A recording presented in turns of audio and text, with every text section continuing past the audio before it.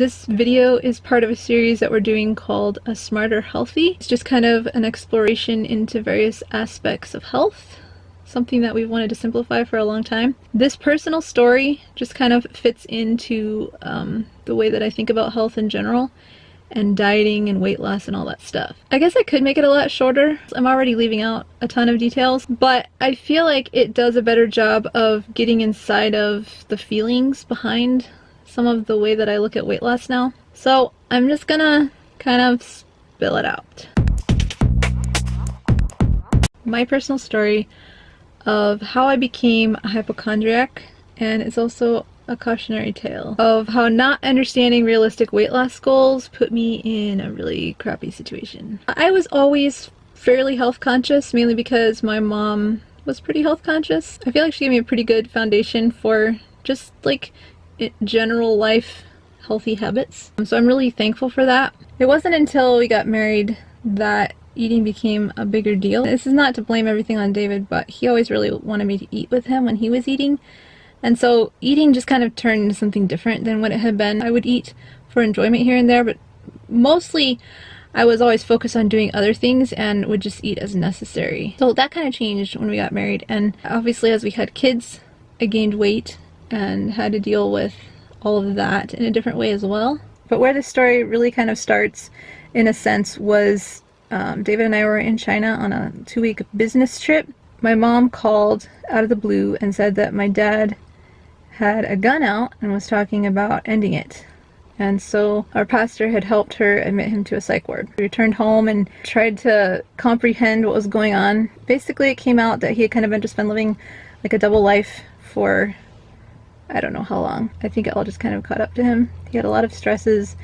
He had a lot of childhood stuff that was never really dealt with. There was just a lot of different stuff that came to a head. This story is not about my dad, so the short version is that he ended up leaving my mom, and the situation that he left her in, financially fledgling business that there were like responsibilities for and stuff. It was just a really difficult situation. So David and I ended up changing some personal plans that we had, and we ended up staying around where my mom was so that we could try to be supportive of her. And like obviously it was just a difficult situation for myself and my brothers as well. The way life does, it just kind of went on, even though none of us were really like adjusted at all to it yet. But one day as I was sitting at my desk working, at the time I wouldn't really have identified how it went down, but as I think back over the situation, I realized that what happened was I basically heard this voice in my head that told me to check my neck or like feel my neck. Like you shouldn't just listen to voices in your head, you know? I didn't really think anything of it at the time, so I just felt here,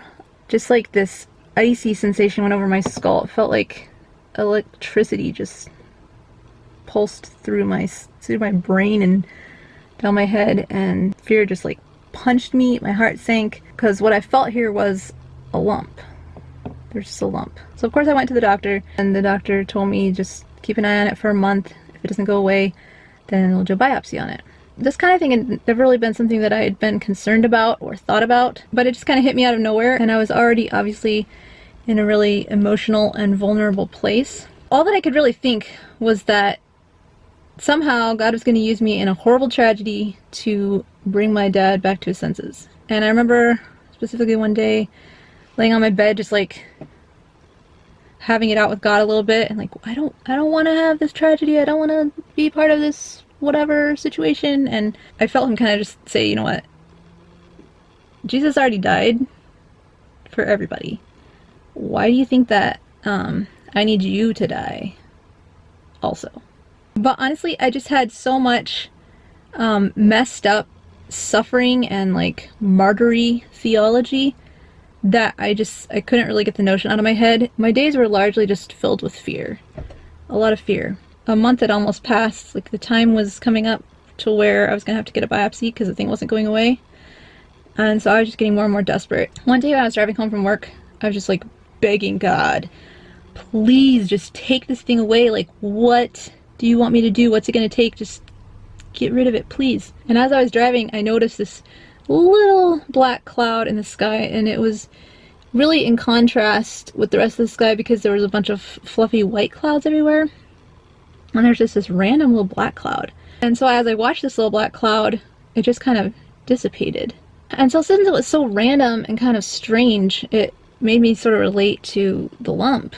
And so I started to feel the lump with my finger, and as I felt it, it just disappeared. Like it was within 60 seconds, maybe even less. So I was so thankful. I was so relieved. But at the same time, there was a part of me that kind of felt like God had taken it away begrudgingly. Like, fine, I guess if you're not going to be used the way that I want you to be used, then I guess I'll take it away. So I had kind of that lingering feeling that I had let God down by not submitting to being martyred to help save my dad or whatever. And this sounds kind of ridiculous. Like, I mean, I was 23. It wasn't like I was a kid. But there were still like all these thoughts in my mind and stuff that I was dealing with. My dad did eventually come back on his own. My parents were restored. Their marriage was restored and everything got a lot better. Like I saw my dad slowly grow into a completely different person than he had been really all my life. However, all that stuff that had happened didn't go away. Like, I still had those thoughts about God and those fears, and really it just essentially was hypochondria. I was always kind of looking behind my shoulder like, what's gonna happen? What else is God gonna wanna use me for? What's he gonna call in my ticket on or whatever? So there would be various things that would pop up with my body that I didn't know what was going on, and David would patiently take me to the doctor, even though it was costing us money and nothing would be up. But even when the doctor would say that it was fine or whatever, like, it was still hard for me to really believe it. I felt stupid. I felt foolish. I felt weak that this kind of stuff bugged me, but it did. It really just kind of felt like better safe than sorry. At the back of my mind, like, I didn't know who was really my enemy. Was it God? Was it the devil? Like, my theology was just screwed up, honestly. So it was with all this history in mind, I started to have this lump in my abdomen, and it was lumping into my ribs, and it was really uncomfortable. It's never been something real. I need to just take a chill pill and not rush to the doctor right away. So I made myself just kind of sit on it. Although I was super worried about it, for the most part, I just went about my day and forced myself to just keep moving forward. About a month or month and a half later, Maybe had some sort of a checkup. And so at the end of her visit, I figured, okay, well, I may as well just say something to my doctor to put my mind at ease, because it's not going to be anything again, but it's really uncomfortable and I don't know what to do with this lump that keeps bumping into my ribs. So my doctor felt for it, and I would have thought that doctors had, you know, good poker faces, because it seems like they should, but I'll never forget, like, the look on her face. She looked super worried, and she wanted me to get in right away for an ultrasound. So of course, seeing her worried made me super worried. It was an awful night because it was already evening and we had to wait till the next morning to go in. And so we went in the next day. The ultrasound didn't show up anything, like they couldn't figure anything out from that. And so I ended up back at my doctor's office, and she took me back without an appointment. And this is why I don't get mad or frustrated when you have to wait at the doctor, because you never know what they're dealing with back there. Like I said, I didn't have an appointment, and so it was pushing someone else's appointment back, but she was just really nice and helpful to me at that time. I was so thankful. Can't even tell you. She decided to send me for a CAT scan, and before that I needed to have a pregnancy test. I was like, okay, totally pointless, because I just had my period. Well, apparently it wasn't pointless, because I guess I was pregnant. Obviously I was really early, so I was kind of like stunned and, okay, so I'm pregnant, but I'm still dealing with this situation. So I went back out to the car where David and Maybe were waiting. We drove over to the hospital to get the CAT scan, and we were just like super anxious. I kind of said something to him and he was kind of like, what? But we were just still super anxious, and we had to wait in the waiting room, and then we had to wait, and went back, and they were poking around at me, and they're like, is this what it is? And they would poke it, and it turns out it was my kidney.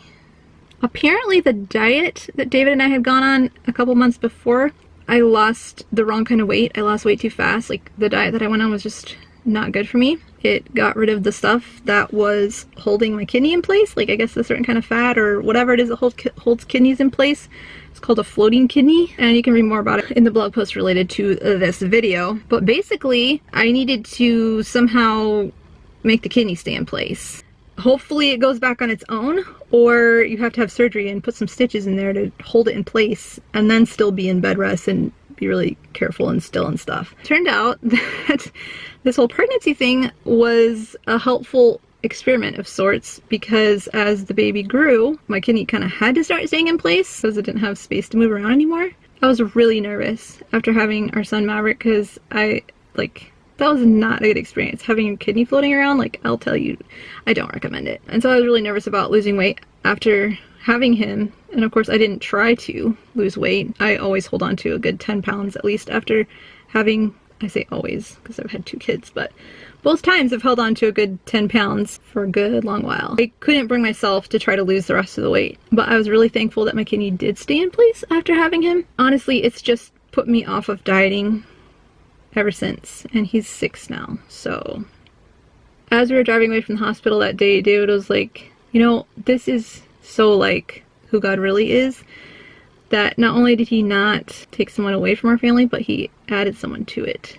I wish that I could have just really believed that in my heart, but it wasn't the last situation I had to deal with.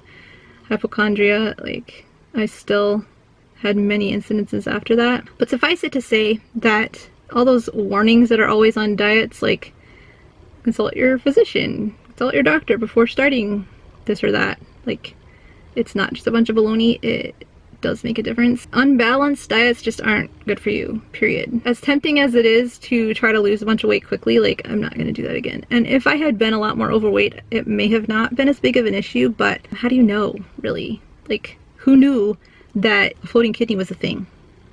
I didn't, that's for sure. Anyway, that was my basic story, and thanks for watching, and let me know in the comments below if you have had any crazy weight loss stories or health situations like that, or if you can relate with hypochondria at all. It's getting really hot in here now, so I'm gonna go.